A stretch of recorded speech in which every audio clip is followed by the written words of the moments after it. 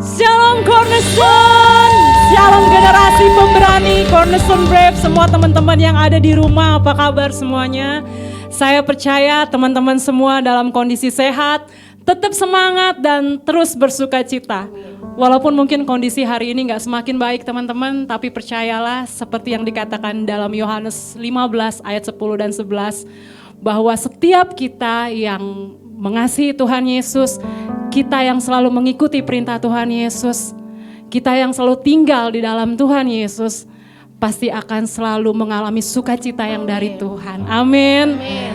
Untuk itu teman-teman, saya mau encourage teman-teman, apapun mungkin kondisi yang teman-teman hadapi saat ini, tetap percaya, tetap berpegang teguh dalam Tuhan, maka kita akan selalu bersukacita. Hari ini saya mau berdoa untuk teman-teman sebelum kita mulai ibadah kita hari ini. Bapak, terima kasih Tuhan buat segala penyertaan Tuhan dalam hidup kami. Kami percaya Tuhan hari ini kami ada semua karena penyertaan Tuhan. Biarlah Tuhan setiap kehidupan kami Bapak, apapun kondisi ke depan yang kami hadapi, kami boleh mengucap syukur, kami boleh terus tinggal di dalam Tuhan. Engkau pakai kami Tuhan, anak-anak muda-Mu Bapak, di dalam setiap kehidupan kami, apapun yang kami lakukan, kemanapun kami melangkah Tuhan. Kami boleh jadi garam dan terang. Kami boleh jadi alatnya Tuhan untuk senantiasa memberitakan kabar baik. Untuk senantiasa memberitakan kasih Tuhan buat sesama kami. Sehingga dimanapun kami ada Tuhan, nama Tuhan yang boleh terus disenangkan. Nama Tuhan yang boleh terus dimuliakan. Berkati kami Tuhan, lawat kami Bapa, ubah hati kami selalu jadi baru Tuhan. Dan biarlah Bapa, lewat ibadah ini Tuhan, kami boleh mengalami perjumpaan dengan Tuhan. Dan lewat ibadah ini Tuhan Yesus kami boleh diberkati. Dan kami boleh kembali Tuhan disadarkan bahwa kasih Tuhan sungguh dahsyat buat hidup kami. Terima kasih Tuhan Yesus, kami mau bawa hidup kami, ibadah hari ini juga Tuhan ke dalam tangan Tuhan. Terpujilah nama-Mu Bapa, biar setiap pujian penyembahan kami Tuhan, kami mau naikkan hanya untuk satu nama Tuhan Yesus. Tuhan yang kami sembah. Di dalam nama Tuhan Yesus semua teman-teman Cornerstone Brave yang siap memuji, memuliakan Tuhan, menyembah Tuhan, katakan amin. Selamat beribadah semua teman-teman, Tuhan Yesus memberkati. Mari kita siapkan hati dan pikiran kita. Kita mau datang untuk menyembah Tuhan dengan kesungguhan dan kerelaan hati kita.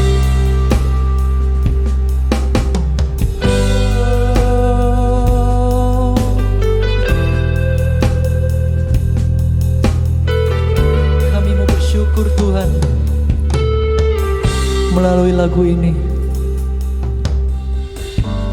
banyak yang Kau perbuat di dalam hidupku, rencana indahmu jadi di hidupku. Apa yang mengerti segala yang ku perlu, kasih-Mu sempurna dalam hidupku. Ku bersyukur Bapa, ku bersyukur Tuhan, buat kasih setia-Mu di dalam hidupku. Ku bersyukur,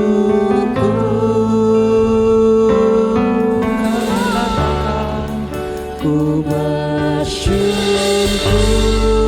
Bapa, ku bersyukur Tuhan, buat kasih setia-Mu di dalam hidupku. Ku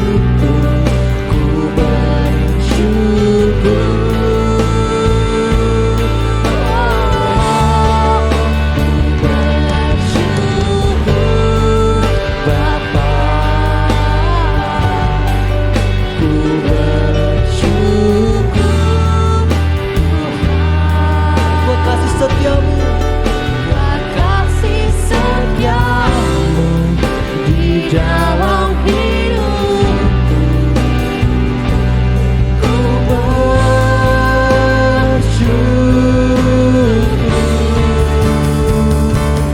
Tuhan.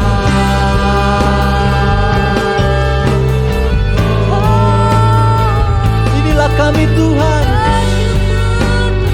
Tak ada lembah kelam yang tak mungkin kami capai Tuhan, karena Engkau beserta kami. Hati kami terus ada Tuhan, terus ada bersamamu. Dan kami mau sama-sama mendeklarasikan Tuhan.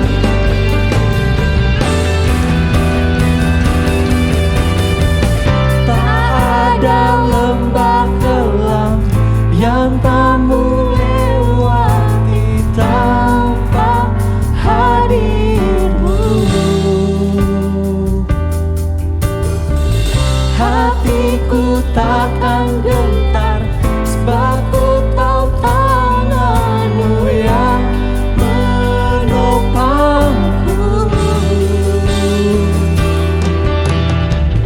Tak ada lembah kelam yang tak kulewati tanpa hadirmu. Hati kami Tuhan, hatiku takkan gentar, sebab ku tahu tanganmu yang menopangku. Kaulah Yesus, Kaulah Tuhan, hanya Kau ku percaya.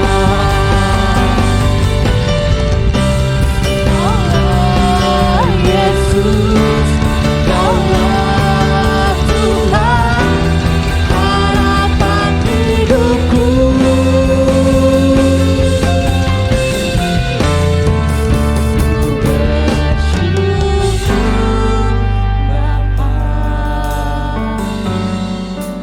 Ku bersyukur Tuhan, buat kasih setiamu di dalam hidupku. Ku bersyukur, kami mau katakan, ku bersyukur Bapa, ku bersyukur Tuhan, buat kasih setiamu di dalam hidupku. Ku bersyukur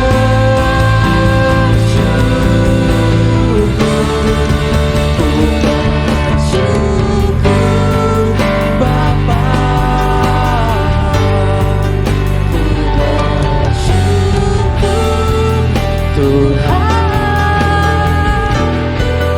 buat kasih setiamu di dalam hidupku. Ku bersyukur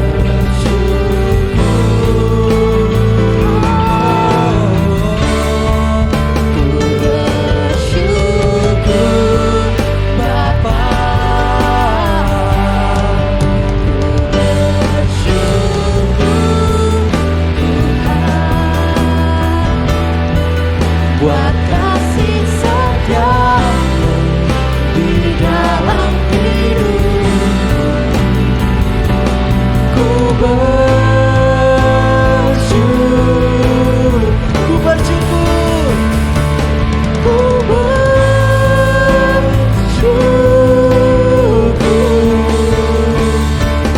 ku bersyukur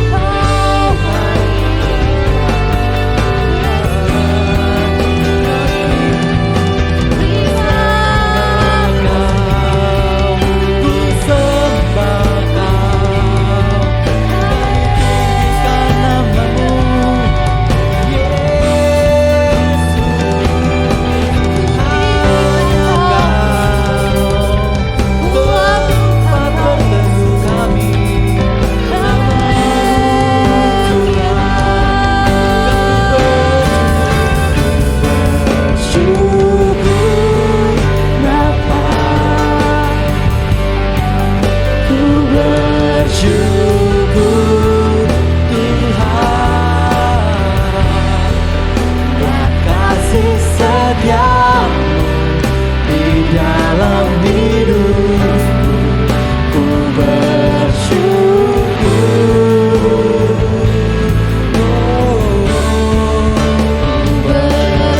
bersyukur Bapa, ku bersyukur Tuhan buat kasih setiamu di dalam hidupku. Ku bersyukur Tuhan, ku bersyukur. Sekali lagi katakan ku bersyukur, ku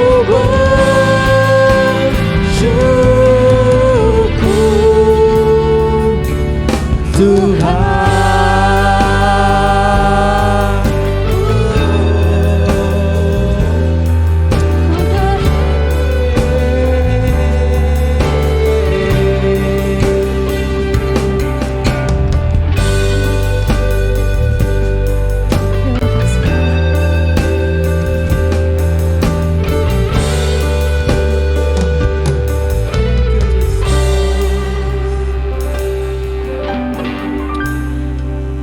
Hai Brave, mudah berada kalian. Yang pasti kita mau semangat memuji Tuhan. Yang kalian yang lemes-lemes, kita boleh bangkit berdiri. Kita mau menyenangkan hati Tuhan. Kita mau terima sukacita yang dari surga. Amin. Come on! Terima sukacita surga. Yeay! Ya, Oh.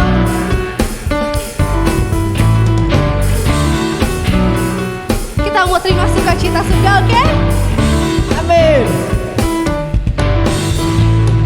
Terima sukacita surga, itulah kekuatan bagi jiwa.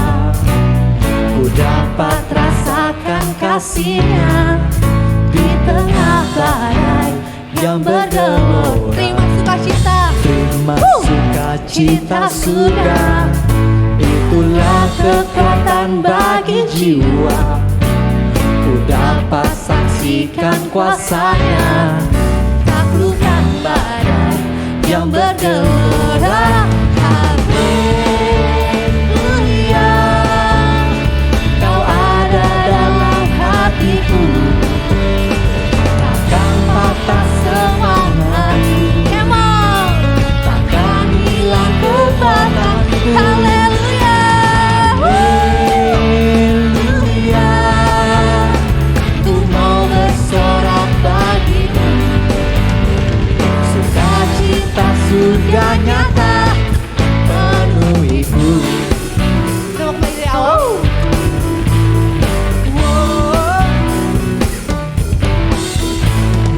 Terima sukacita surga, Itulah kekuatan bagi jiwa. dapat rasakan kasih-Nya Di tengah badai yang bergelora. Terima sukacita surga. itulah kekuatan bagi jiwa.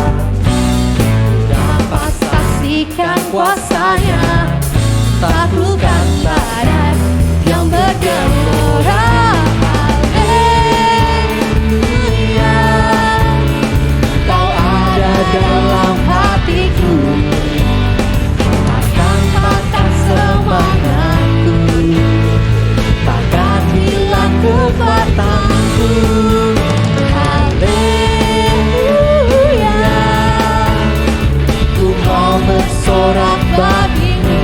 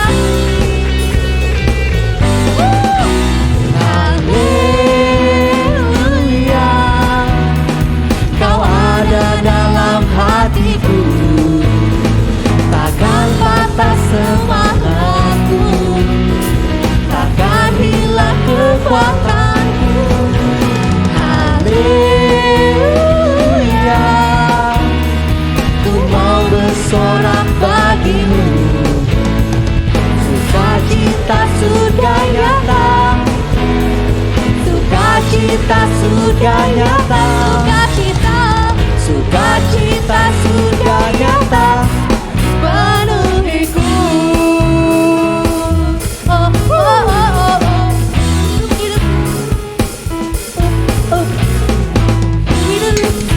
haleluya.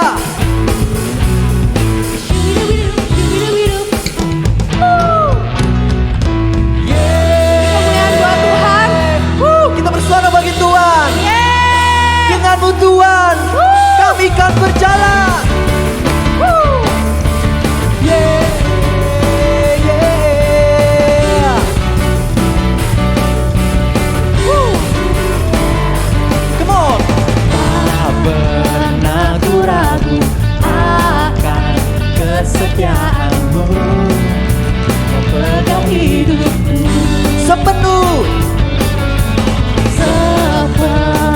jiwaku. Ku yakin dan percaya kau tuntun langkahku. Yesus, Yesus kau raja dalam hidup, berkuasa berjaya untuk selamanya. semuanya Hanya kau Tuhan, sumber kekuatan, kuasa-Mu tercurah bagiku senantiasa.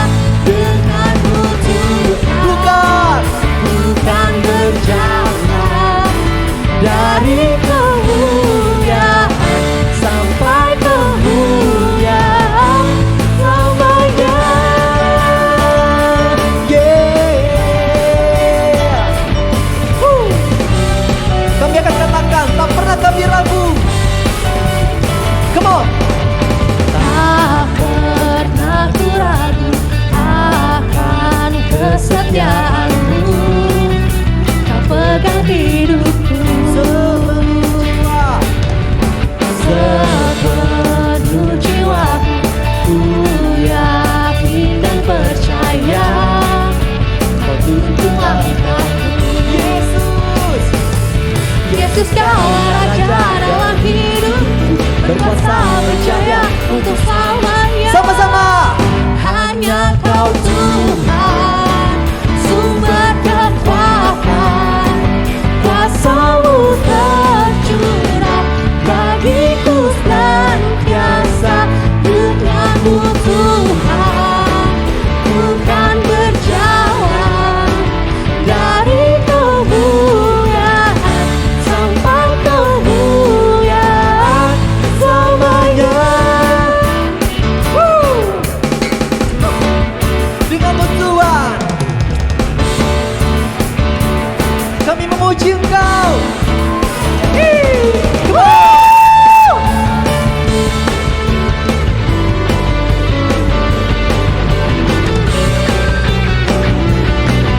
Sama-sama katakan, come on.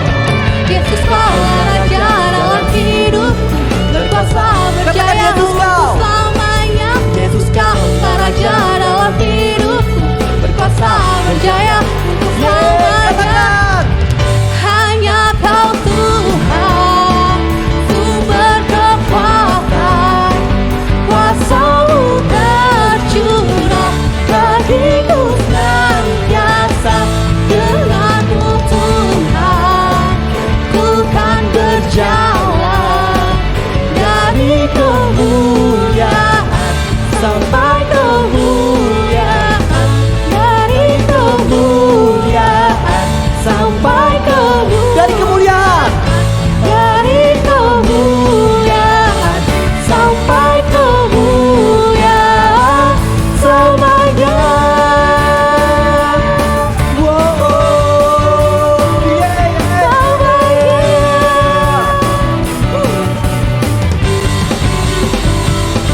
selamanya. Amin. Sebuah kemuliaan untuk Tuhan. Kami mau bersyukur Tuhan buat penyertaan Tuhan. Kami boleh bersyukur Tuhan, Kau selalu menopang kami. Terima kasih Tuhan. Terima kasih buat penyertaan-Mu. Terima kasih buat kasih-Mu.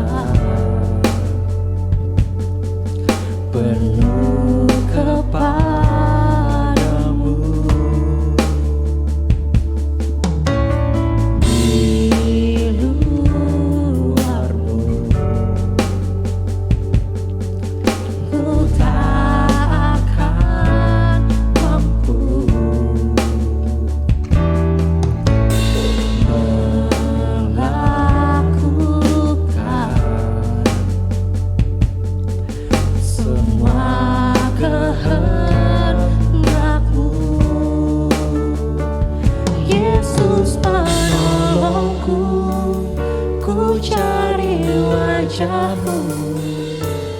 Kau yang ku perlu di setiap waktu. Tiada ku takut, sebab Kau besertaku. Karena Kau Tuhan di atas segalanya.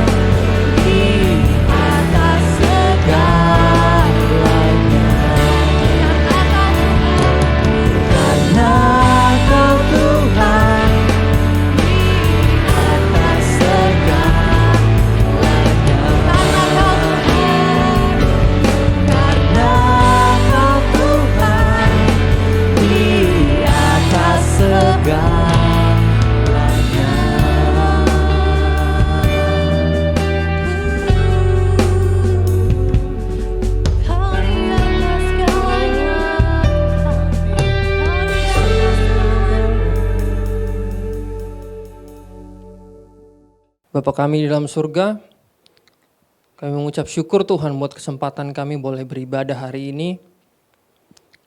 Kami boleh mencari hadirat-Mu Tuhan, kami boleh mencari wajah-Mu. Kiranya Tuhan berbicara secara khusus buat kami hari ini. Pakai hamba-Mu ini Tuhan, biar kiranya apa yang hamba sampaikan boleh berasal dari Engkau ya Tuhan. Biar kiranya setiap perkataan yang keluar dari mulutku adalah perkataan-Mu ya Tuhan. Berikan kami roh hikmat dan pewahyuan, karena tanpa itu kami gak akan mampu mengerti apa isi hati-Mu Tuhan. Dan juga berikan kami hati dan telinga seorang murid ya Tuhan, biar firman yang kami dengar hari ini boleh berakar kuat dalam hati kami, boleh bertumbuh, boleh berbuah, dan buah itu boleh dinikmati oleh orang-orang di sekitar kami Tuhan. Terima kasih Tuhan, kami siap belajar, kami siap mendengar. Hanya di dalam nama Yesus Kristus kami berdoa dan mengucap syukur. Amin. Shalom Sobat Muda Cornerstone dimanapun kalian berada. Senang sekali hari ini saya bisa sharing buat kalian. Kiranya apa yang saya sampaikan hari ini boleh ditangkap, boleh dipelajari dan bukan cuma sekedar jadi pengetahuan belaka, tapi ini boleh benar-benar jadi rema yang kuat dalam hidup kalian dan ini boleh menjadi kekuatan buat kalian untuk menjalani hidup-hidup kalian selanjutnya. Tema kita bulan ini adalah tentang no pain, no gain. Atau kalau boleh diterjemahkan ke bahasa Indonesia, artinya adalah tidak ada rasa sakit, maka tidak ada hasil. Dan kalau saya boleh kasih judul sharing saya hari ini adalah Tribulation to Endurance. Coba sama-sama katakan Tribulation to Endurance. Atau kalau diterjemahkan ke bahasa Indonesia adalah kesengsaraan yang menghasilkan tahan uji. Kenapa sih harus kesengsaraan? Kita tahu tahun 2020 adalah tahun yang sulit buat kita semua. Tahun 2020 kita dihantam dengan suatu wabah yang benar-benar menyapu bersih hampir setiap aspek kehidupan kita. Banyak orang yang harus kehilangan pekerjaan, banyak orang yang harus kehilangan penghasilan, bahkan mungkin harus kehilangan kesempatan untuk meraih cita-cita, dan bahkan mungkin ada teman-teman kita juga yang kehilangan orang-orang yang mereka kasihi. Jadi kenapa Tuhan izinkan masa sulit ini terjadi, bahkan sampai tahun ini. Mungkin tahun ini kita berdoa supaya tahun ini menjadi tahun yang lebih baik, tapi kenyataannya adalah tahun ini ternyata nggak menjadi lebih baik dari tahun sebelumnya. Bahkan tahun ini sudah dibuka dengan berbagai berita-berita yang membuat hati kita terenyuh. Berita-berita yang membuat kita benar-benar berduka gitu. Seakan-akan tidak ada habisnya penderitaan yang harus kita alami gitu. Tapi saya percaya satu hal, bahwa Tuhan gak pernah iseng. Waktu Dia mengizinkan masa-masa sulit hadir dalam hidup kita, saya percaya Tuhan itu gak iseng. Karena saya yakin Tuhan pasti punya tujuan di balik ini semua. Bahkan saat Tuhan menciptakan makhluk hidup yang mungkin kelihatannya kecil, gak ada artinya di mata kita, mungkin kita anggap gak ada gunanya, ternyata itu juga diciptakan dengan satu tujuan. Maka dari itu saya percaya kalau masa-masa yang baik kita boleh terima, masa-masa yang baik kita boleh syukuri, saya percaya masa-masa yang sulit, masa-masa yang sukar, itu kita juga bisa terima dan harusnya kita juga tetap masih bisa bersyukur. Amin.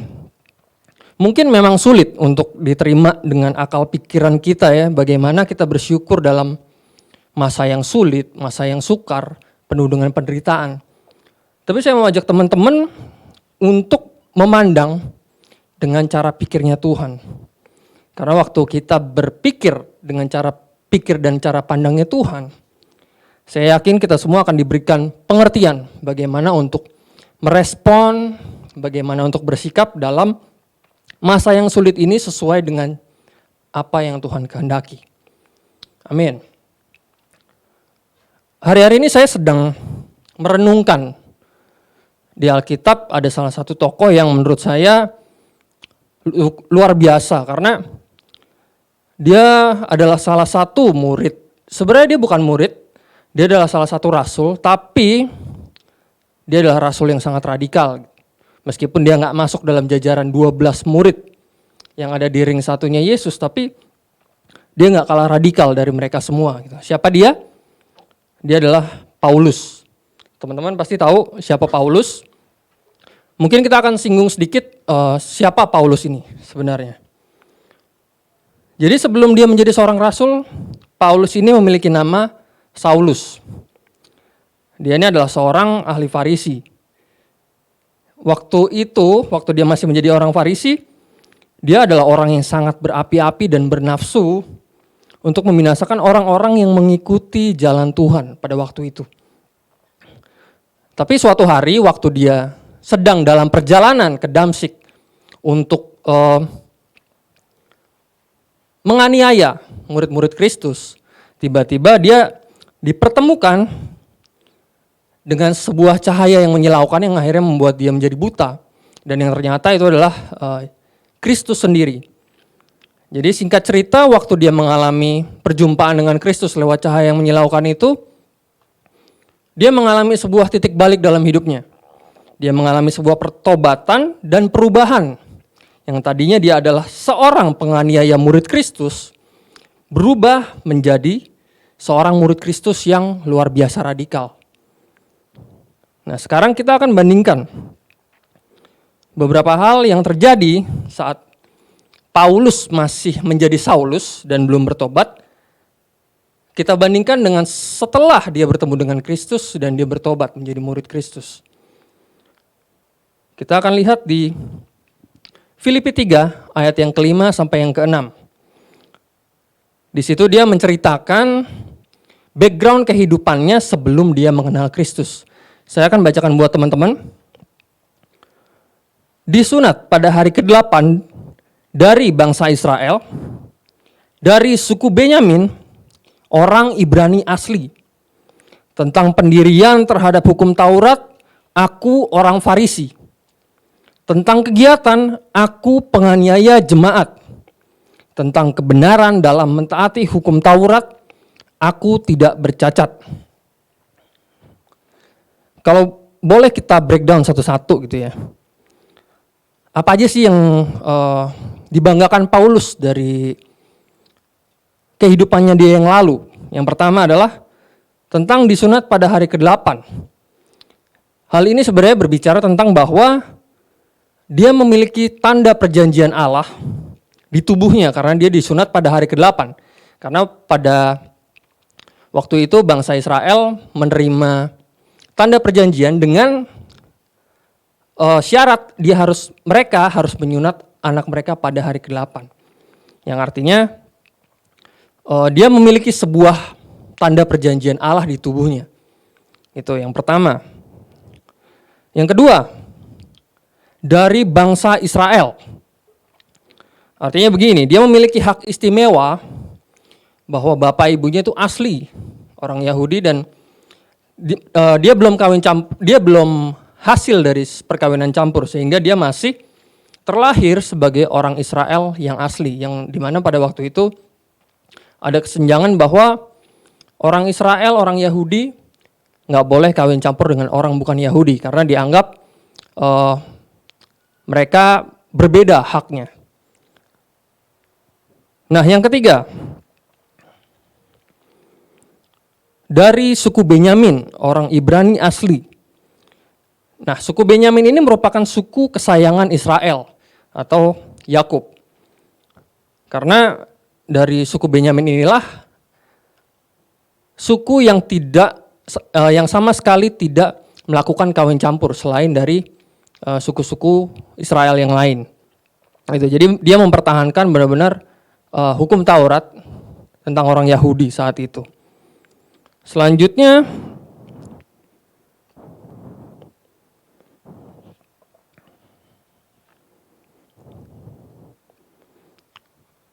tentang pendirian terhadap hukum Taurat, aku orang Farisi.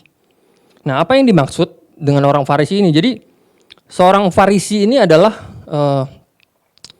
satu gelar yang didapat orang Yahudi pada saat itu, yang dimana dia adalah orang yang boleh dibilang hafal mati tentang hukum Taurat. Dan dari segala macam pembelajaran yang diajarkan saat itu, dia bisa dibilang mendapat gelar sarjana. Dan dia dididik dalam hukum yang paling keras dalam agama Yahudi. Selanjutnya, tentang kegiatan aku penganiaya jemaat. Tentang kebenaran dalam mentaati hukum Taurat, aku tidak bercacat. Artinya begini, dia adalah orang yang sangat teguh terhadap pendirian agamanya dan dia nggak segan untuk menganiaya orang lain yang menjadi musuh agamanya. Dan dia sama sekali nggak pernah melanggar hukum Taurat dan dia melakukannya dengan tanpa celah. Artinya boleh dibilang dia sempurna dalam melakukan segala hukum Taurat. Artinya kalau kita lihat dari ciri-ciri ini, dia adalah, mungkin kalau kita bilang sekarang adalah whole package atau paket yang sangat sempurna untuk seseorang gitu ya. Dia punya identitas asli, keturunan bangsa pilihan, terus sudah bisa dipastikan bahwa dia orang Farisi, artinya dia orang yang sangat cerdas secara pikiran, secara IQ. Kemudian dia orang yang saleh dan memegang teguh pendirian tentang ibadahnya dan gak sekalipun lalai. Artinya dia saleh banget, sampai-sampai dia gak melewatkan sekalipun ibadah yang harus dia lakukan. Dan dari situ semua, yang pasti adalah dia memiliki dan mendapatkan penghormatan dari orang-orang di sekitarnya. Dia memiliki kedudukan dan yang pastinya fasilitas yang melimpah. Itu adalah sedikit tentang kehidupan Saulus sebelum bertemu dengan Kristus. Kemudian setelah bertemu dengan Kristus, apa yang terjadi pada dia? Kita akan buka di Filipi 3 ayat yang ke-7. Ini adalah pandangan dia setelah dia bertemu dengan Kristus. Ini sebenarnya adalah lanjutan dari ayat yang tadi. Akan saya bacakan buat teman-teman. Tetapi apa yang dahulu merupakan keuntungan bagiku, sekarang kuanggap rugi karena Kristus. Luar biasa ya. Segala macam whole package yang tadi udah luar biasa lengkap. Dia saleh, dia cerdas, dia orang pilihan, identitasnya asli orang Israel. Tapi dia bilang, segala sesuatu kuanggap rugi karena pengenalan akan Kristus. Setelah dia mendeklarasikan itu, dia menjadi murid Kristus. Lalu apa yang terjadi dalam kehidupannya? Apakah kemudian dia jadi memiliki hidup yang lebih nyaman, atau ternyata mungkin dia memiliki hidup yang lebih enak gitu?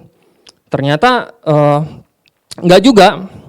Kita akan baca kisahnya di Kisah Para Rasul yang ke-9, ayat yang ke-15 sampai 16. Ini adalah firman Tuhan sendiri tentang bagaimana Paulus akan menjalani hidupnya. Tetapi firman Tuhan kepadanya, pergilah, sebab orang ini adalah alat pilihan bagiku untuk memberitakan namaku kepada bangsa-bangsa lain serta raja-raja dan orang-orang Israel. Ini ayat kuncinya. Aku sendiri akan menunjukkan kepadanya betapa banyak penderitaan yang harus ia tanggung oleh karena namaku. Kalau Tuhan sendiri yang berfirman bahwa dia harus menderita, berapa banyak penderitaan yang harus dia tanggung. Artinya apa? Bahwa memang itu nggak main-main.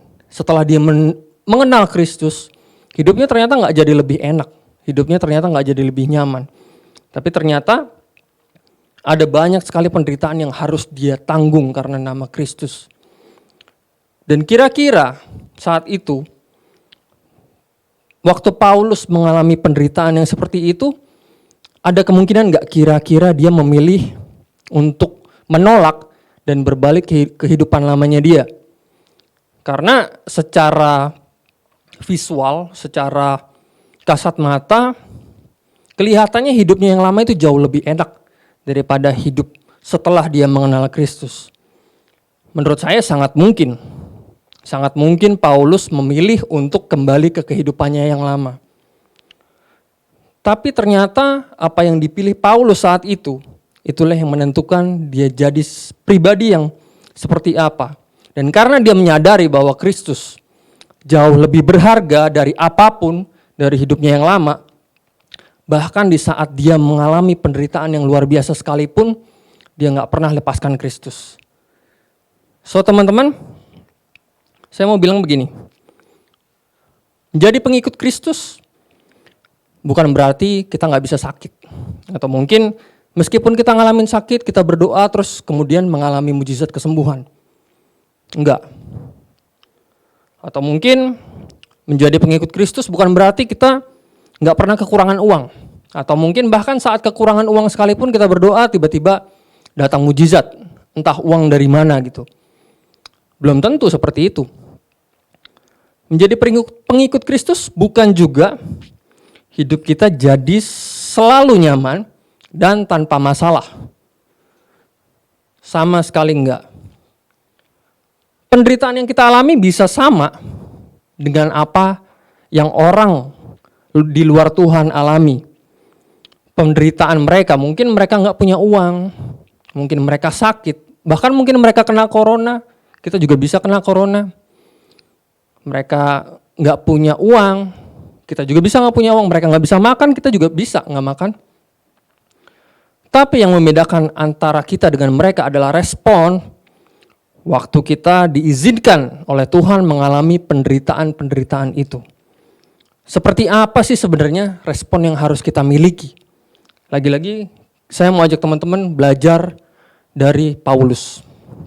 Kita buka di Roma 5 ayat yang kedua sampai dengan yang kelima. Ini adalah ayat kunci dari sharing saya hari ini. Saya akan bacakan buat teman-teman Roma 5 ayat yang kedua sampai dengan kelima. Oleh Dia, kita juga beroleh jalan masuk oleh iman kepada kasih karunia ini. Di dalam kasih karunia ini kita berdiri dan kita bermegah dalam pengharapan akan menerima kemuliaan Allah. Kalau saya catat, ini adalah sesuatu yang baik. Waktu kita menerima pengharapan bahwa kita akan menerima kemuliaan Allah, kita bermegah, artinya kita boleh berbangga hati bahwa kita jadi orang yang terpilih oleh Allah untuk menerima kasih karunia ini, untuk menerima pengharapan ini. Tapi nggak berhenti sampai di situ aja. Di ayat yang berikutnya Paulus berkata seperti ini. Dan bukan hanya itu saja, kita malah bermegah juga dalam kesengsaraan kita. Karena kita tahu bahwa kesengsaraan itu menimbulkan ketekunan. Saya mau berhenti sampai situ. Paulus bilang, dan bukan hanya itu saja, kita malah bermegah juga dalam kesengsaraan kita. Mungkin kalau boleh ditranslate ke bahasa sekarang, mungkin kita akan berbangga hati. Wah, luar biasa, kita boleh mengalami sebuah kesengsaraan gitu ya. Kita boleh mengalami sebuah penderitaan, itu adalah kebanggaan yang luar biasa buat kita. Mungkin secara nalar nggak masuk akal banget gitu ya.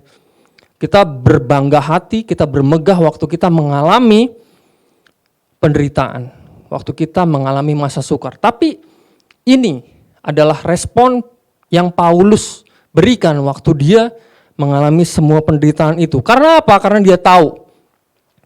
Ayat selanjutnya. Karena kita tahu bahwa kesengsaraan itu menimbulkan ketekunan.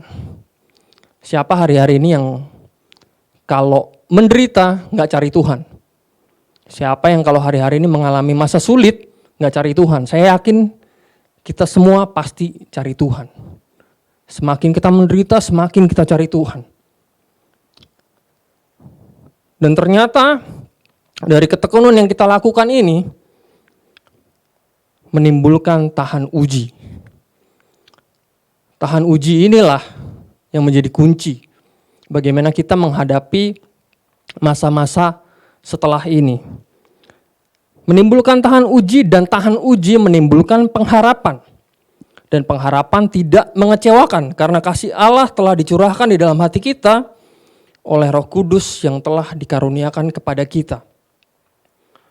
Artinya begini, waktu kita bertekun dalam kesengsaraan untuk terus mencari Tuhan, untuk terus membangun pengenalan yang benar akan Tuhan, percayalah kita akan semakin tahan uji. Dan meskipun penderitaan itu boleh terus datang silih berganti, bahkan mungkin semakin lama akan semakin berat, percayalah bahwa tahan uji adalah sesuatu yang luar biasa buat hidup kita gitu. Karena saya percaya begini, respon kita waktu mengalami masa sulit ini akan menentukan kita jadi seperti apa. Apakah kita jadi pribadi yang mengasihani diri kita sendiri atau kita jadi pribadi yang tahan uji. Saya percaya masa-masa sulit yang ada saat ini cuma pendahuluan, cuma pemanasan. Karena firman Tuhan berkata pada hari-hari terakhir akan datang masa yang sukar. Dan makin lama itu akan jadi semakin sulit. Saya percaya ini cuma pemanasan, saya percaya ini cuma pendahuluan untuk masa-masa yang lebih sulit nantinya. Jadi saya mau encourage teman-teman. Pertanyaannya, apabila saatnya nanti masa-masa yang jauh lebih sulit itu datang, apakah kita sudah menjadi pribadi yang tahan uji? Jadi teman-teman tangkap baik-baik apa pesan Tuhan hari ini, bahwa kita di dalam masa sulit, di dalam kesengsaraan kita hari ini, mungkin kita mengalami banyak hal yang gak enak, seperti yang Paulus alami. Mungkin teman-teman tahu, masa-masa sulit yang dialami Paulus selama menjadi murid Kristus, selama memberitakan Injil, dia harus dihukum, dia harus disesah, dia harus didera, dilempari batu. Kemudian dia harus mengalami karam kapal, bahkan terkatung-katung di laut, kelaparan, kedinginan, diserang penyamun, dan bahkan hal-hal lain yang buruk yang mungkin gak bisa kita bayangkan gitu. Tapi Paulus bisa berkata bahwa kesengsaraan ini menimbulkan ketekunan, dan ketekunan ini menimbulkan tahan uji. Karena kita tahu bahwa kita punya pengharapan. Pengharapan dari siapa? Dari Yesus Kristus. So teman-teman, menghadapi masa sulit saat ini, mari kita ubah respon kita menjadi respon yang bertekun di dalam pengenalan akan Tuhan dan menjadi pribadi yang tahan uji. Karena saya percaya, sekali lagi ini cuma pemanasan. Akan datang masa-masa yang jauh lebih sulit daripada ini. Amin teman-teman. Mari kita berdoa. Bapa kami di dalam surga, kami mengucap syukur Tuhan buat firman-Mu, buat kebenaran yang boleh Kau sampaikan buat kami Tuhan. Hamba berdoa Tuhan, kiranya Engkau yang memberikan kami respon, Engkau yang memberikan kami hati yang boleh menjadi tahan uji Tuhan. Kami boleh merespon dengan benar setiap penderitaan yang kami alami. Kami boleh merespon dengan benar setiap masa sukar yang boleh kami alami. Untuk itu kami boleh jadikan media kami untuk bertekun, semakin mencari Tuhan, semakin membangun pengenalan yang benar akan Tuhan. Terima kasih Tuhan, biar kiranya kami anak-anak-Mu boleh menjadi semakin tahan uji. Kami boleh menjadi semakin orang-orang yang mengandalkan Tuhan di dalam masa sukar ini. Dan kami tahu bahwa di dalam Tuhan kami akan terus menjadi semakin kuat. Dan kami boleh melewati setiap masa-masa yang sukar ini dengan hati yang terus tertuju kepada Tuhan. Terima kasih Tuhan, terima kasih Yesus. Kami sudah berdoa di dalam nama Yesus Kristus. Mari kita semua yang percaya bahwa kita akan menjadi tahan uji, sama-sama kita katakan, amin.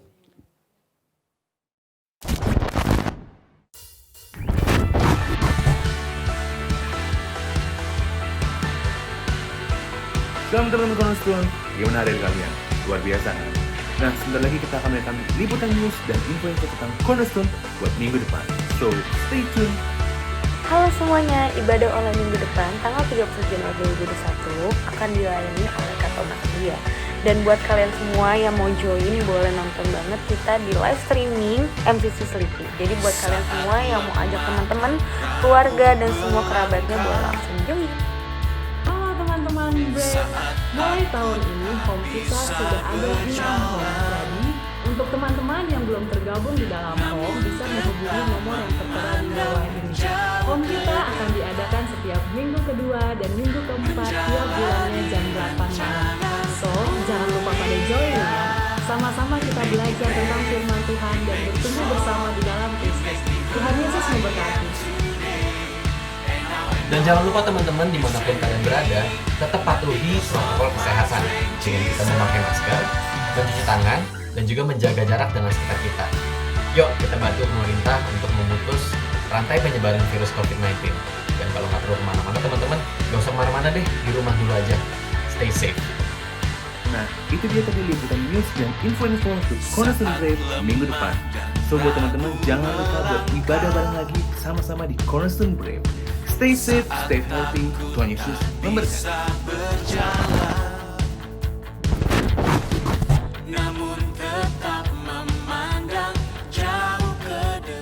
Halo teman-teman Cornerstone Brave, dimanapun teman-teman berada, selamat pagi, siang, sore, malam, atau kapanpun teman-teman akan mengakses ibadah online pada hari ini. Kiranya kalau kita telah mendengar firman Tuhan dari Kak Wahyu, firman Tuhan yang telah kita dengar boleh bertumbuh dalam hati kita, sehingga kita bisa makin dekat sama Tuhan. Amin teman-teman? Sebentar, kalau kita akan kasih persembahan, teman-teman bisa mentransfer persembahan yang akan teman-teman kasih di nomor rekening yang akan tertera di layar. Kiranya seberapa banyak yang bisa kita beri, semua persembahan ini untuk kemuliaan nama Tuhan. Kita akan akhiri ibadah kita hari ini, tapi sebelumnya mari kita berdoa bersama-sama. Terus yang baik, terima kasih Tuhan kalau hari ini kami boleh beribadah dari awal sampai akhir. Untuk setiap pujian penyembahan yang kami naikkan, untuk setiap lagu, untuk setiap firman Tuhan yang kami dengar, kami percaya itu semua gak akan sia-sia, melainkan akan memberkati hidup kami, sehingga kami juga bisa menjadi berkat bagi banyak orang. Kalau kami sebentar juga akan memberi persembahan Tuhan, seberapa banyak yang bisa kami beri, kami percaya Tuhan, persembahan kami juga bisa memperlebar kerajaan Tuhan di dunia ini. Karena itu Tuhan, biarkanlah dengan hati yang rela kami memberi persembahan, dengan hati yang tulus kami beri persembahan, hanya untuk kemuliaan nama Tuhan. Terima kasih Tuhan buat teman-teman yang melayani pada hari ini, juga Tuhan berkati. Buat semua teman-teman Cornerstone yang menyaksikan secara online di rumah, juga Tuhan berkati dan Tuhan sertai. Kalau sebentar kami akan menutup ibadah online ini, kiranya kami pulang dengan membawa berkat yang daripada Tuhan. Mari teman-teman, kita angkat tangan kita dan kita terima berkat yang dari Tuhan.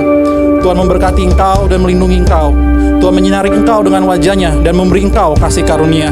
Tuhan menghadapkan wajahnya padamu dan memberi engkau damai sejahtera. Terimalah berkat ini di dalam nama Bapa, Putra dan Roh Kudus, di dalam nama Tuhan Yesus Kristus. Yang percaya katakan